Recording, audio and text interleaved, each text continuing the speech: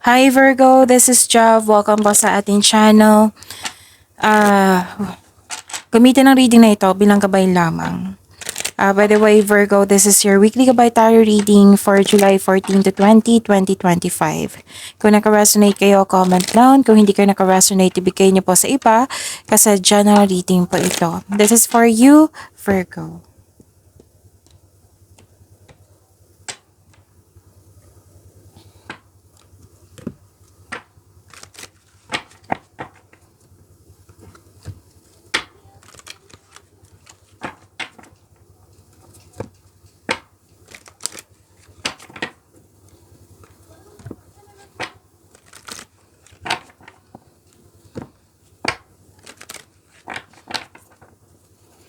Para po ito sa iyo, Virgo.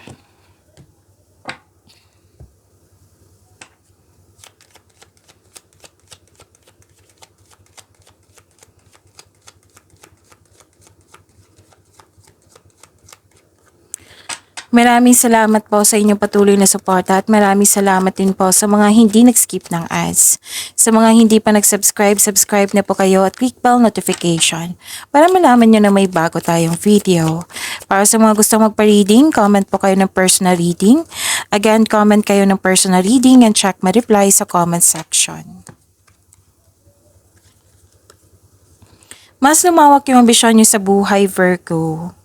Mag-ingat lang kayo sa na nakipag-compete sa'yo kasi may nagsinungaling din dito, tuso mandaraya or tuto sa inyong desisyon or pwedeng may concern kayo sa third party. So remember, this is general reading. Kunin nyo lang po yung naka-resonate kayo. Tapos may delay din dito, delay sa paggawa ng desisyon, delay sa paggawa ng aksyon kasi may hesitation, may tutol or delay sa hinihintay nyo. May dalawang card kasi nagsabi dito na may tutol or may taong mataas ang ego, mahirap kausap. May asikasuhin kayo sa malaking building at may biglaang pagbabago po.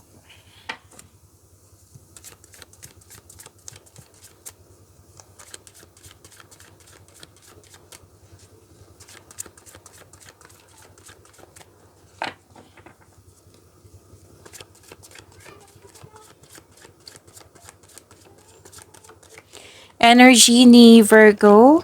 Andito po si Angel of Happiness.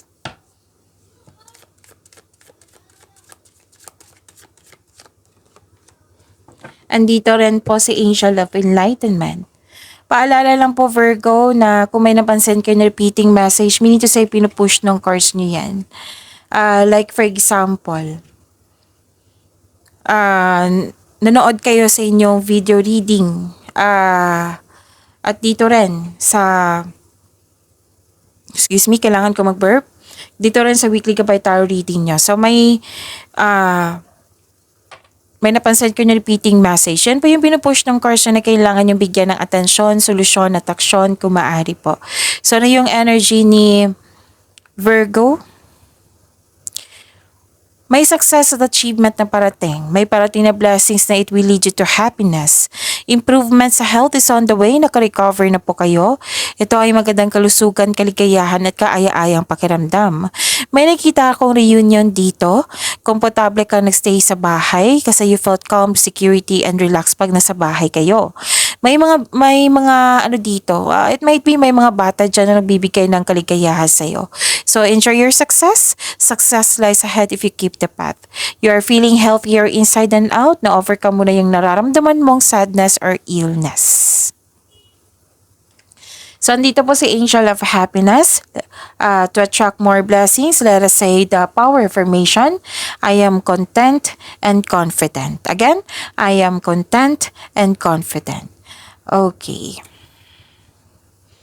So, may biglaang pagbabago na nag-clarify po siya dito sa inyong oracle cards na sinabi ko kanina. Biglaang pagbabago po.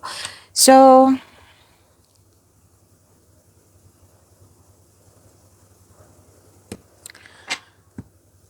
may biglaang pagbabago po sa relasyon or sa inyo. Oo. A sudden change na hindi katakot mag-let go. ang darating na pagbabago na ito ay makasuporta sa iyong growth and expansion. So, andito po si Angel of Enlightenment.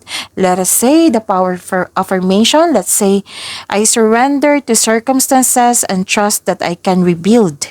Again, I surrender to circumstances and trust that I can rebuild.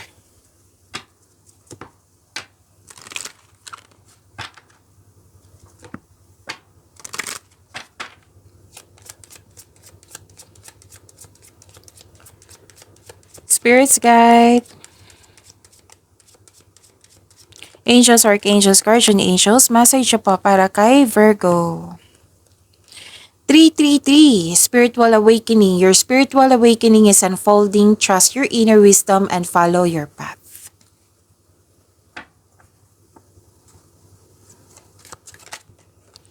So this is your career and money po, Virgo.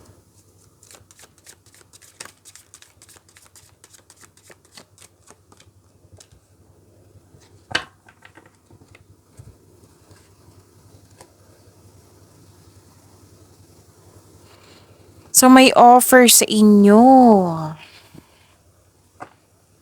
Okay. Ready ka nang iwan yung kasalukuyang trabaho mo? Or ready ka nang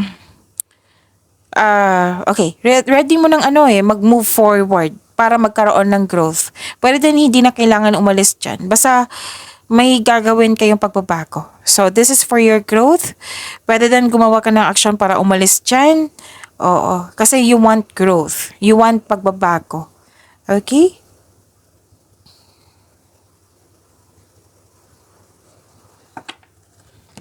Success, new doors opening. Dalawang card na po mismo nagsabi dito na may offer, may opportunity. May parating na opportunity. May ilan sa inyo natatakot magtanggapin ito. Or may fear, may doubt, or kasi lalabas kayo ng comfort zone nyo eh. So sabi ng card dito, step forward. Ipakita mo sa kanila na available ka at interested ka sa offered position or offer sa iyo na bagong trabaho. So, may offer din dito na negosyo. Oo, this is a sign na mag-start ka ng negosyo.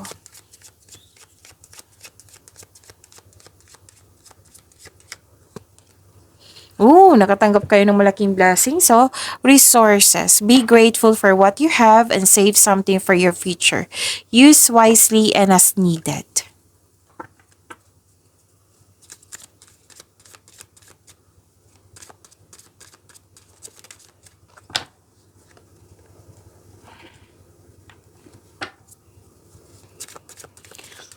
This is for your love life, self-love, partnership, and romance, Virgo. Andito po si Angel of Dreams.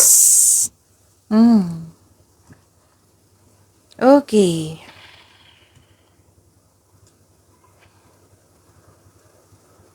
So, love life, self-love, partnership, and romance. Nakikita ko dito, nagkaroon po ng you have a wonderful romance. Loving, maalaga at compassionate ang partner mo or kayo ito. Ito ay marunong magbalanse sa inyong emotion. Pwede din ito yung parating sa inyo, sa mga single dyan.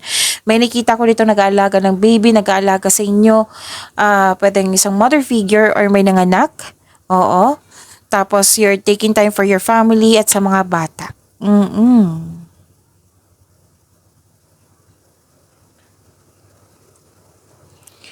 At nakikita ko dito na may sikretong, actually dalawang card na po nagsabi dito na may sikretong mabubulgar at nagkaroon kayo ng honest conversation. Yan din sa mga single po na may malalaman kayong sikreto mula sa isang tao. Dalawang card na mismo nagsabi niyan, so pay attention. So let us say, dito kasi sa Angel of Dreams, let us say the power affirmation. Let's say, I appreciate what my intuition is telling me and connect with my deepest self. Again, I appreciate what my intuition is telling me and connect with my deeper self.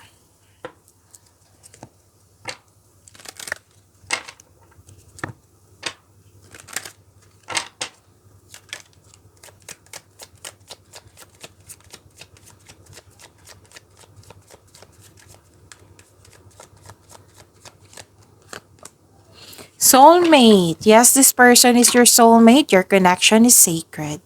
Pagyamanin niyo po yung blessings sa binigay sa inyo. Virgo, see you tomorrow. Maraming salamat po.